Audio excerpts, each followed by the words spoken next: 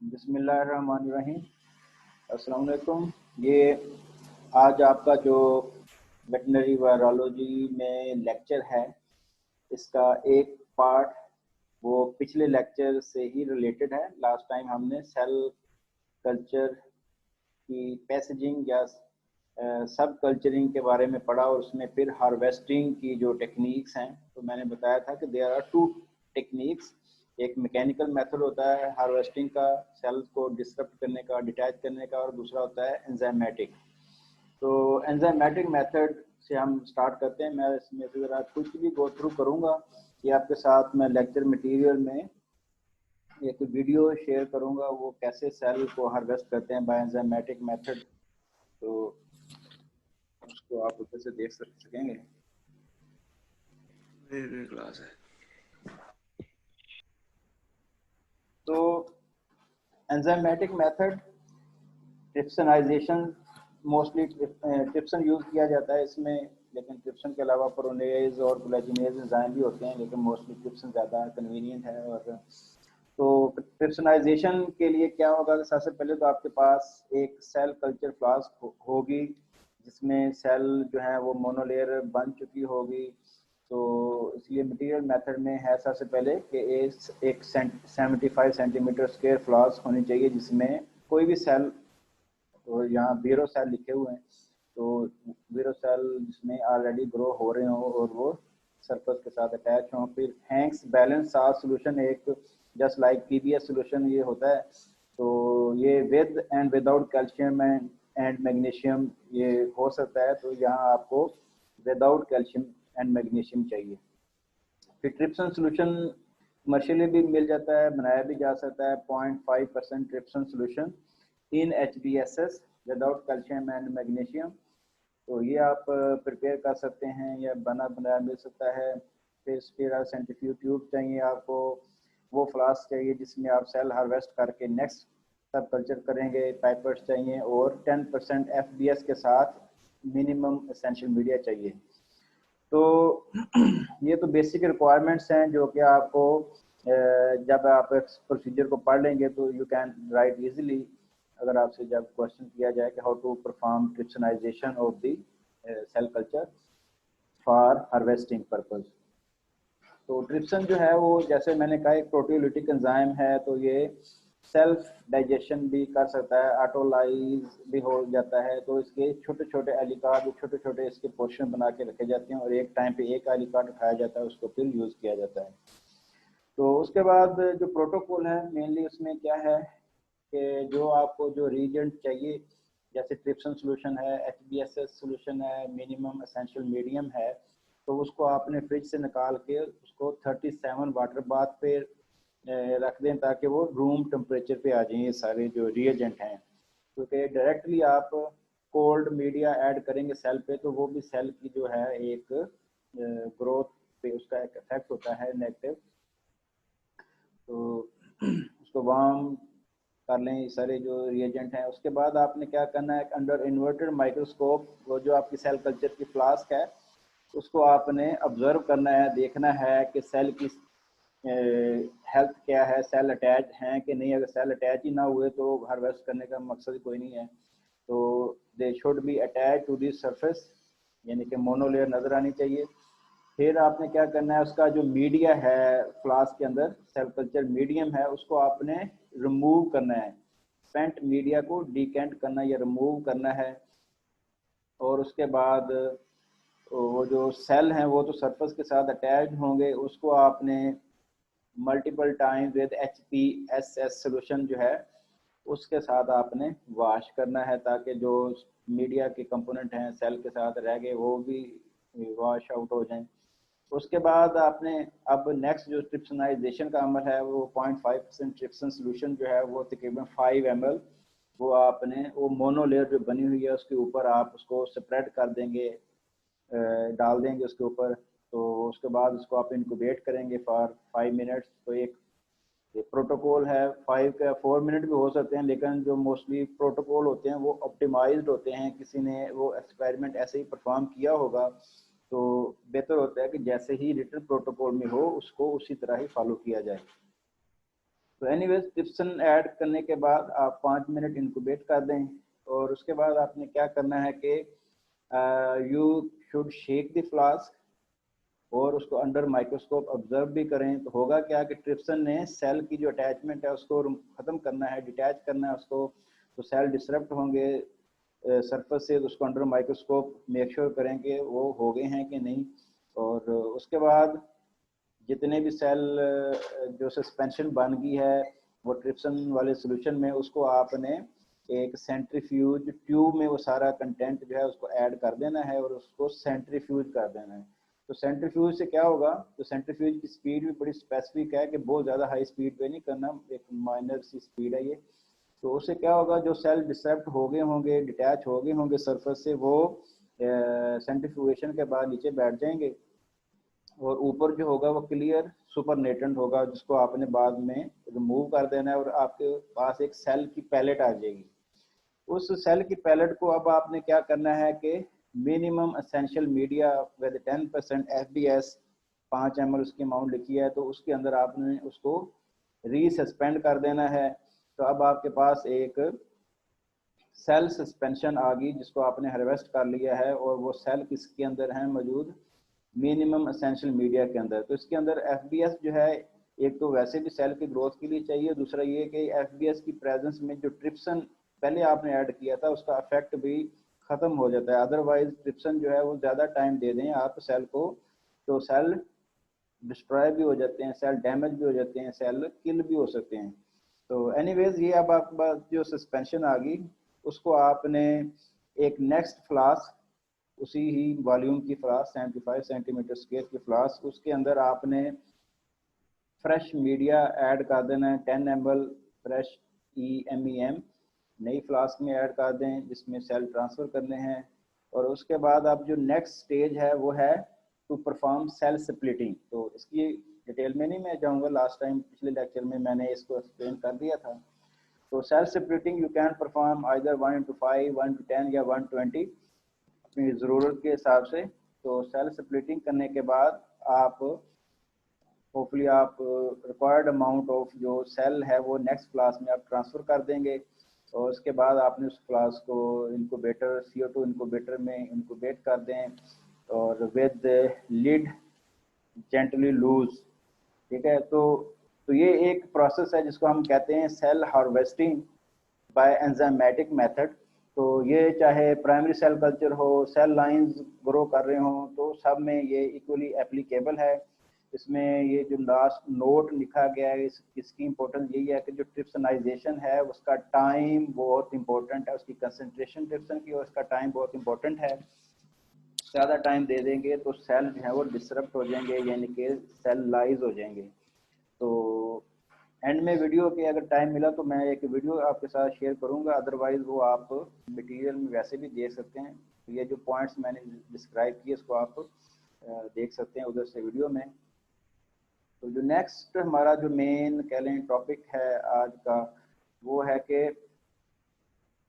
Primary cell culture जो है उसकी एक इंट्रोडक्शन हम ऑलरेडी कर चुके हैं। वो आपने अगर करना हो लैब में, आपके पास एक बेसिक सेटअप मौजूद हो और आप सेल ग्रो करना चाह रहे हैं ताकि आप अपनी मर्जी का कोई वायरस उसमें इनोकुलेट करके वायरस पे स्टडी कर सकें, वायरस को ग्रो कर सकें, तो प्राइमरी सेल कल्चर कैसे करेंगे। तो ब्रीफ सा introduction again primary cell culture के बारे में कि ये वो सेल होते हैं जो कि आप डायरेक्टली एनिमल के आर्गन या टिश्यू से आप ले रहे हैं। ठीक है, ह्यूमन के केस में बायोप्सी ले सकते हैं, लेकिन मोस्टली एनिमल में आर्गन या उसका टिश्यू। तो जनरली एवियन वायरसेस हैं तो उनके लिए एम्ब्रियोनेटेड एग्स जो हैं वो लिए जाते हैं। तो प्राइमरी सेल जैसे कि आपको पता है कि वो they are capable of limited cell division. तो वो जो सेल डिवीजन्स हैं हो सकता है एक ही दफ़ा आप जब सब कल्चरिंग करें तो उसी में वो पूरी हो जाएं और नेक्स्ट टाइम वो ग्रो ही ना करें, या मैक्सिमम 1 या 2 दफ़ा वो ग्रो कर सकें। तो उसको इसमें मल्टीपल सब कल्चरिंग नहीं होती। प्राइमरी सेल कल्चर में आप एक ही दफ़ा सेल लेंगे, उसको प्रोसेस करेंगे, वो सेल की मोनोलेयर बन जाएगी, आप वायरस अपनी मर्जी का जो भी आप आइसोलेट करना चाहते हैं उसमें लगाएंगे, वो ग्रो करेगा, उसको आप वायरस को फिर हार्वेस्ट कर लेंगे। तो तो इसमें मेनली जो है वो कंसेप्ट ये है कि जो सेल हैं या टिश्यू है वो आप लार्ज एनिमल से भी ले सकते हैं या एम्ब्रियो से भी ले सकते हैं, लेकिन एम्ब्रियो से लेना ये जो यंगर स्टेज है एनिमल की उससे लेना के फ़ायदे हैं कि एम्ब्रियो के जो सेल होंगे they are easy to disaggregate. आपने टिश्यू थोड़ी ग्रो करना है, आपने जो सेल उसके जो टिश्यू जिन सेल पे मिल के बना होता है उन सेल को ग्रो करना है। तो सेल को आपने एक मेथड है जिसको हम ट्रिप्सिनाइजेशन ही कहते हैं, तो उससे आपने डिसोसिएट करना है, डिसएग्रीगेट करना है। तो यंग एम्ब्रियोज में सेल इजीली डिसएग्रीगेट हो जाते हैं एज कम्पेयर टू लार्ज या अडल्ट एनिमल। दूसरा ये कि अडल्ट एनिमल में जो है वो सेल जो है they are more prone to contamination, क्योंकि एनिमल बड़े एनिमल में ज़्यादा एक्सपोजर हुआ होगा सारी ज़िंदगी में वायरसेस बैक्टीरिया को, तो कंटेमिनेशन के चांसेस भी ज़्यादा होते हैं। तो मोस्टली चिकन एम्ब्रियो सेल, इसी की एग्जांपल हमने अभी गो थ्रू भी करना है, तो चिकन एम्ब्रियो लिया जाता है, उसके सेल ग्रो किए जाते हैं। तो अब इसके बाद आ जाता है कि सेल को डिसएग्रीगेट कैसे करें।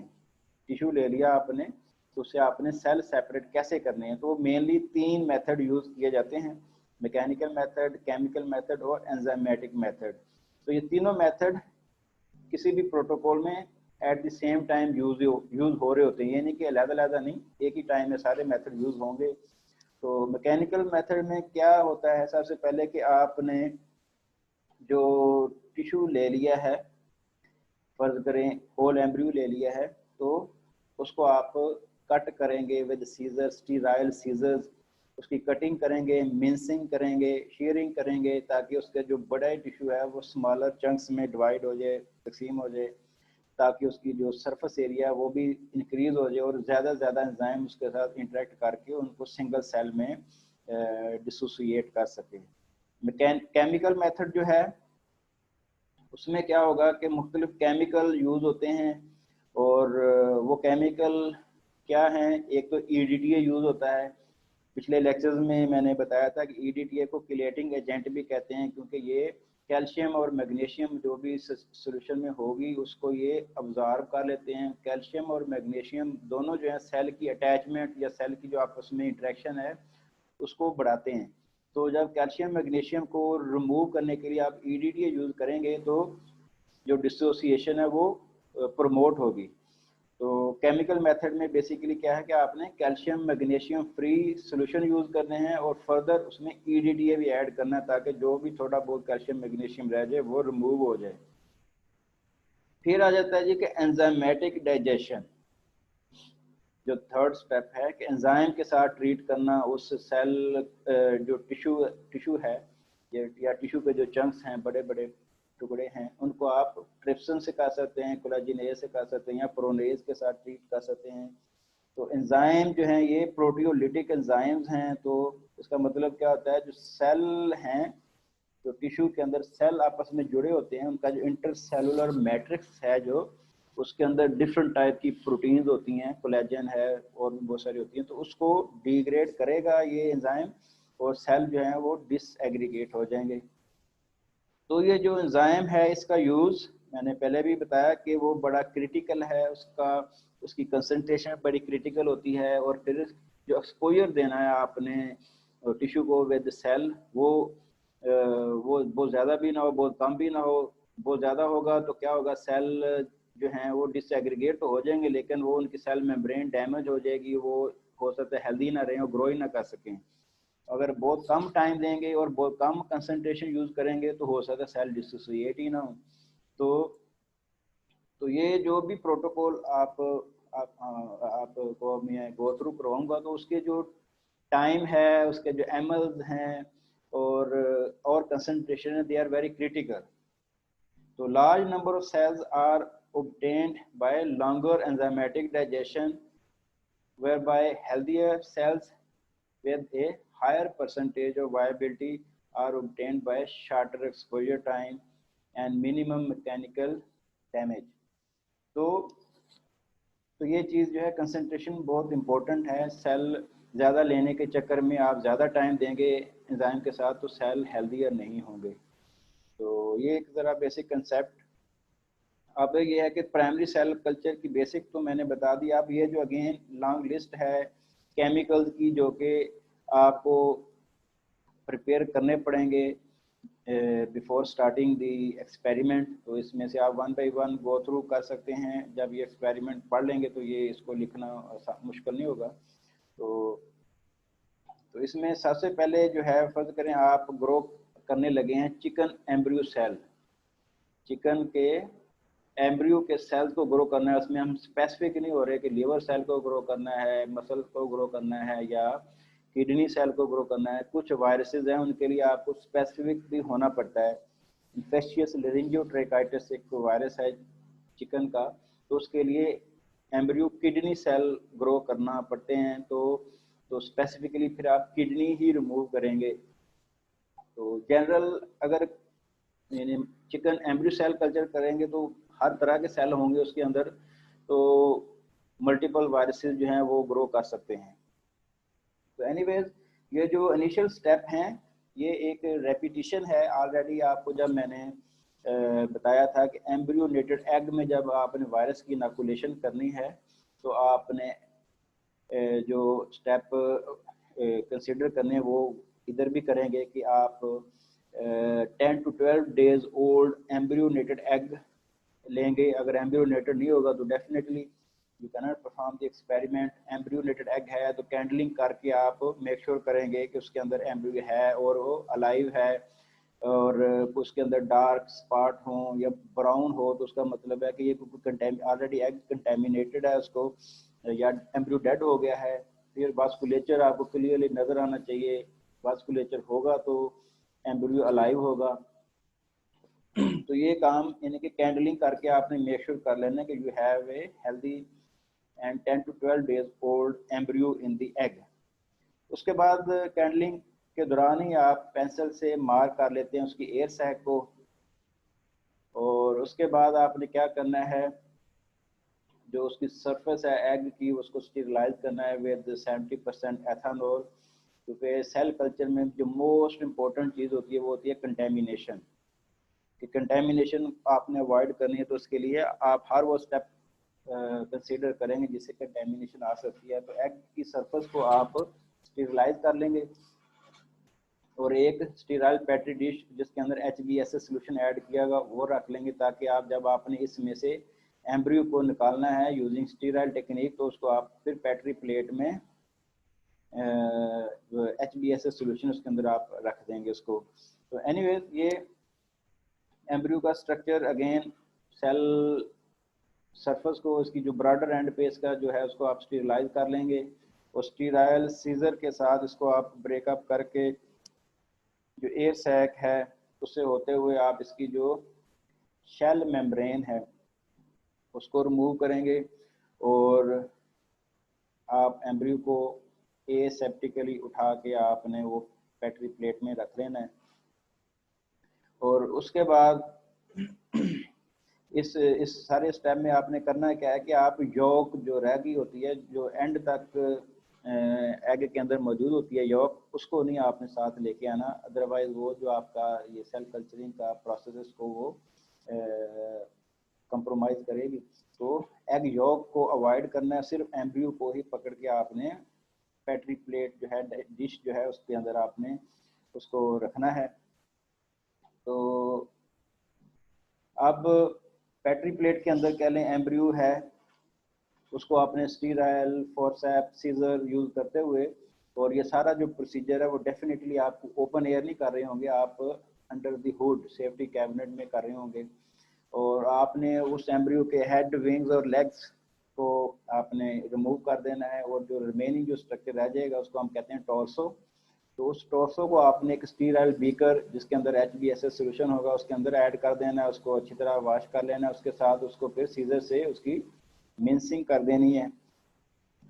और फिर एक सेंट्रीफ्यूज ट्यूब के अंदर 10 ml जिसके अंदर आ जाए सोल्यूशन आ जाए, उसके अंदर आपने वो जो चंक्स हैं टिश्यू उसके एम्ब्रियो के टिश्यू के वो आप सेंट्रीफ्यूज ट्यूब में आपने ऐड कर देने हैं। उसको अगेन उसको अच्छी तरह उसको वॉश कर दें और अल्टीमेटली आपने क्या करना है सेंट्रीफ्यूज कर देना है, यानी 10 ml जो टिश्यू जो है या उसके जो चंक्स हैं HBSS सोल्यूशन में उसको सेंट्रीफ्यूज ट्यूब में डाल के उसको आपने ये 300G, ये बहुत ज़्यादा स्पीड नहीं है ये, इस पर आपने इसको सेंट्रीफ्यूज करना है। तो क्या होगा, डेब्रिस वगैरह जो भी है, ब्लड वगैरह होगा वो रिमूव हो जाएगा, और जो सेल के जो सॉरी टिश्यू के जो चंक्स हैं वो आपको नीचे नज़र आ जाएंगे सेंट्रीफ्यूज ट्यूब में। अब उन चंक्स को क्या करना है, आपने मज़ीद 2-3 दफ़ा HBSS सोल्यूशन के साथ और वॉशिंग कर देंगे। ये वॉशिंग हमेशा जब भी करते हैं तो 3-3 स्टेप करते हैं। तो वॉशिंग के बाद अब आपने क्या करना है कि अगर एक एम्ब्रियो आपने प्रोसेस किया है तो अकॉर्डिंग टू दिस प्रोटोकॉल तकरीबन 2 ml जो सेंट्रीफ्यूज ट्यूब में आप मार्किंग देखेंगे तो 2 ml के करीब वो पैक्ड सेल आएंगे आपके पास। तो वो जो 2 ml पैक्ड सेल हैं उसमें उसको वॉल्यूम आपने बढ़ा देना तकरीबन 10 ml। तो ये एक प्रोटोकॉल का पार्ट है। अगर आप फर्ज करें आपने देखा कि इस सारी प्रोसेसिंग के दौरान आपने सेल या टिश्यू ज़ाया कर दिए हैं तो ये 2 ml नहीं है, 1 ml है, तो ये जो वॉल्यूम है फिर 10 ml की बजाय 5 कर देंगे। ठीक है, क्यों कि आगे ट्रिप्सन के साथ इसकी ट्रीटमेंट होनी है। तो जैसे मैं पहले एक्सप्लेन कर रहा हूँ कि ट्रिप्सन की कंसंट्रेशन और इसके साथ एक्सपोजर बहुत इंपॉर्टेंट है। अगर सेल ज़्यादा होंगे तो सावधान, आपको ट्रिप्सन का सोल्यूशन भी उतना ही ज़्यादा चाहिए। अगर सेल कम होंगे तो ट्रिप्सन का सोल्यूशन भी कम है। कंसंट्रेशन उसकी आप स्पेसिफिक रखेंगे और वॉल्यूम को आप अकॉर्डिंगली 2 ml है तो 10 ml HBS सोल्यूशन उसमें ऐड कर देंगे। और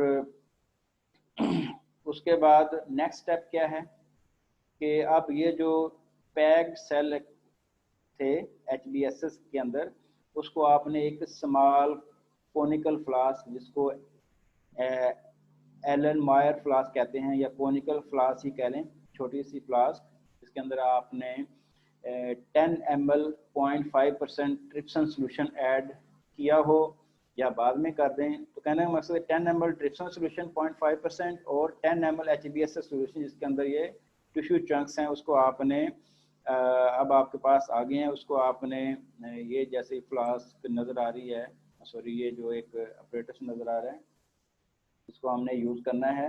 लेकिन इस स्टेज पे आने से पहले आपने क्या करना है कि ये जो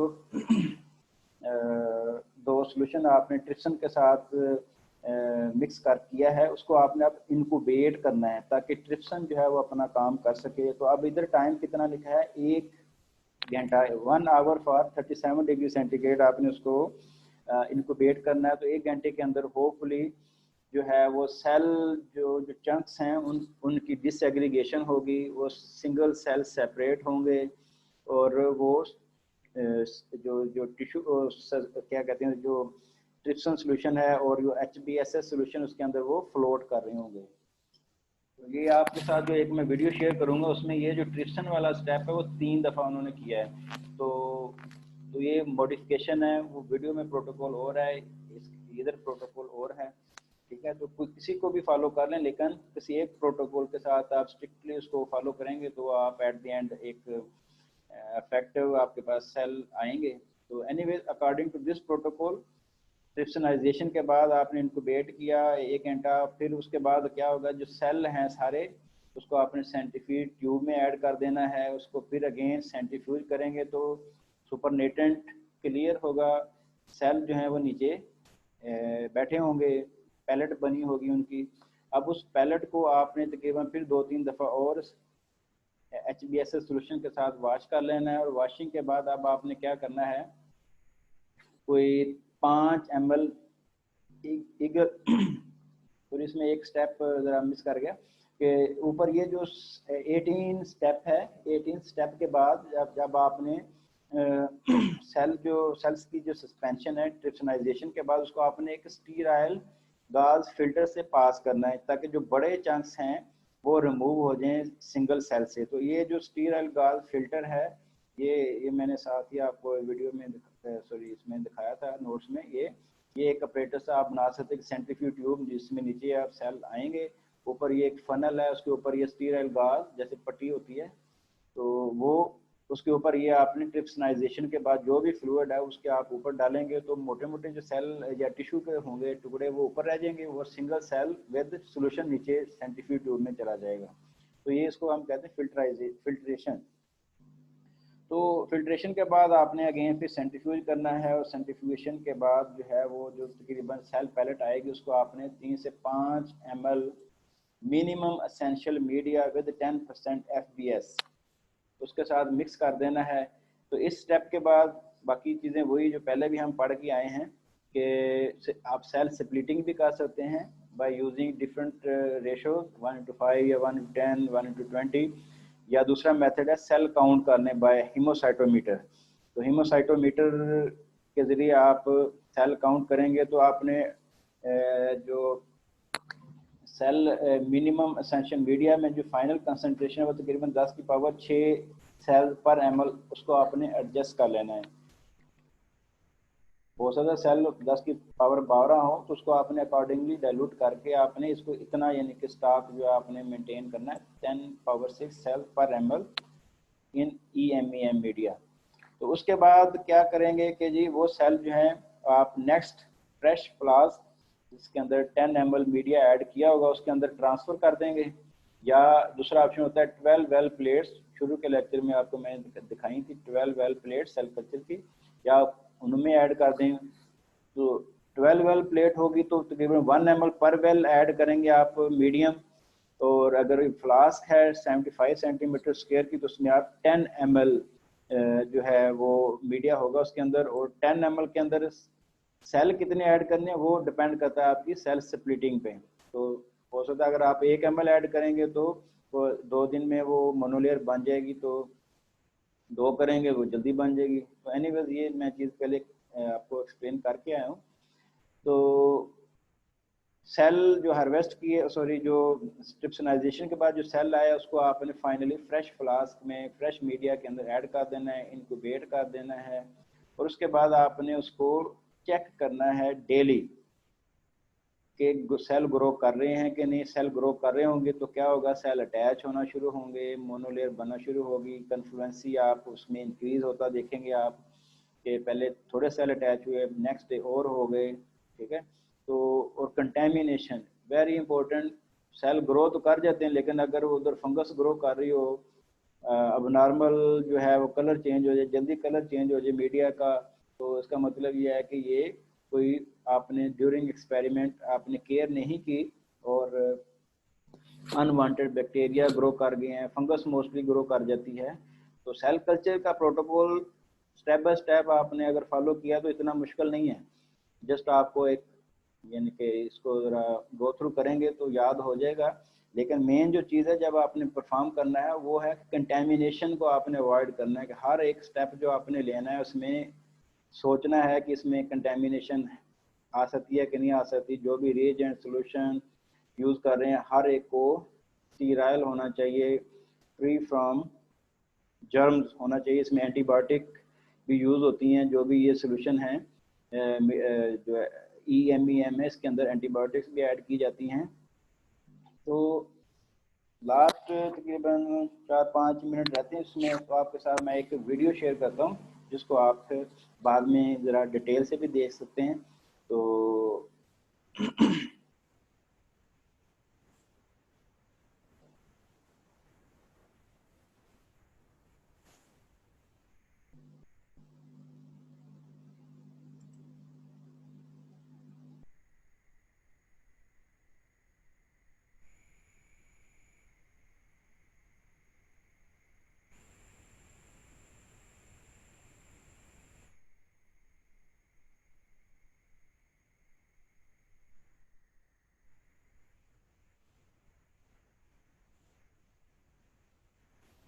ये मेरा ख्याल है शायद ऐसे जूम पे आए ना।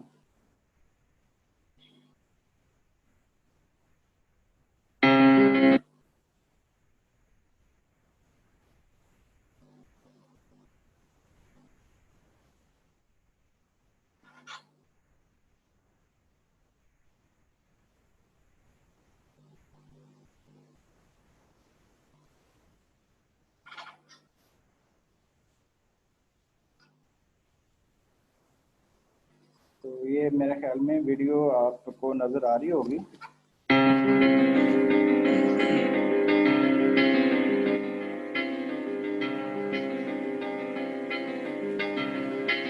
ये सबसे पहले जो है वो मैं इसकी साउंड म्यूट कर देता हूँ।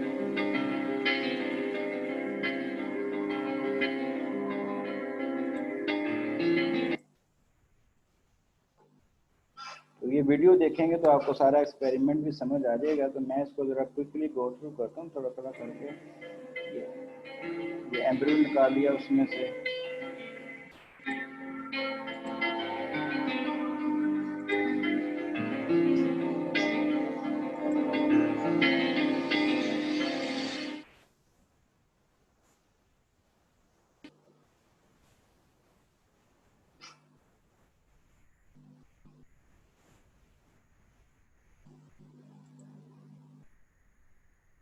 ये जो स्मॉलर चंक्स हैं उनको ऐसे सेंट्रीफ्यूज ट्यूब में ऐड कर लेते हैं।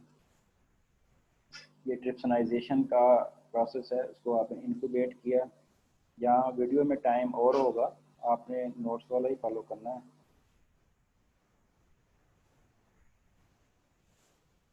ये ऐसे टिश्यू चंक्स आपको नज़र आएंगे टेस्ट ट्यूब के अंदर।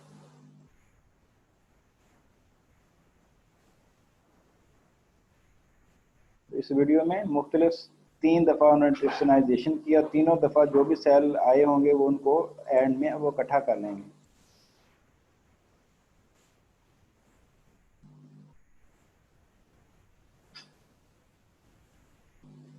फाइनली ये सारे सेल जो हैं इकट्ठे किए।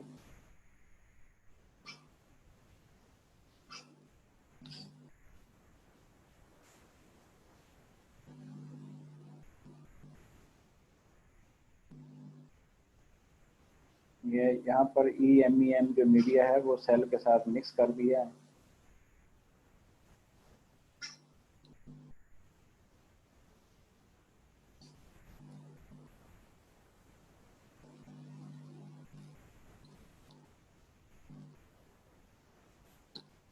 तो sterile petri plates cell culture के लिए वो भी यूज़ की जा सकती हैं।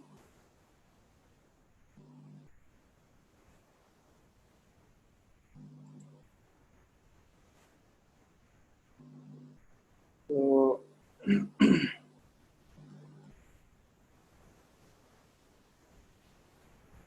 होपफुली ये आपको इसकी समझ आ गई होगी। इसी तरह एक और वीडियो है जो कि हार्वेस्टिंग के हवाले से है। ये मैं आपके आज के लेक्चर में शेयर कर दूंगा इसको।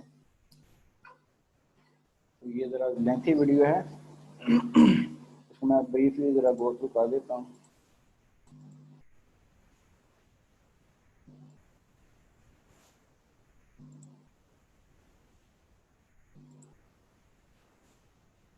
तो इस तरह सेल कल्चर फ्लास्क जिसके अंदर ये बेसिकली हार्वेस्टिंग के हवाले से वीडियो है।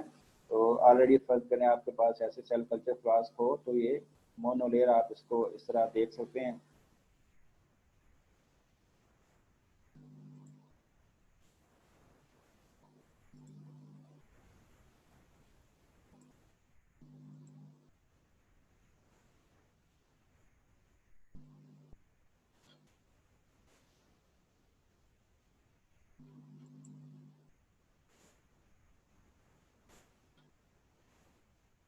तो ये यहाँ पर ट्रिप्सनाइजेशन कर दी। पहले सेल मोनोलेयर नज़र आ रही थी आपको, यहाँ पर ट्रिप्सन सोल्यूशन ऐड कर दिया तो क्या सेल जो है वो डिसरप्ट हो गए हैं, डिटैच हो गए हैं, तो इस तरह कलम से नज़र आएंगे। तो ये आफ्टर ट्रिप्सनाइजेशन का जो है वो स्टेप है। तो इस तरह ये आपके पास सेल आ गए। इन सेल को आप विद पाइपेट पिक कर लेंगे।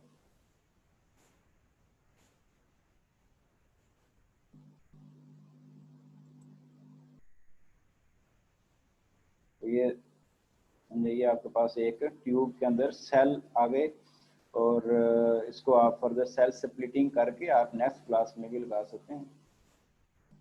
ये एक कह लें बड़ा रिलेटिवली सिंपल एक्सपेरिमेंट है, लेकिन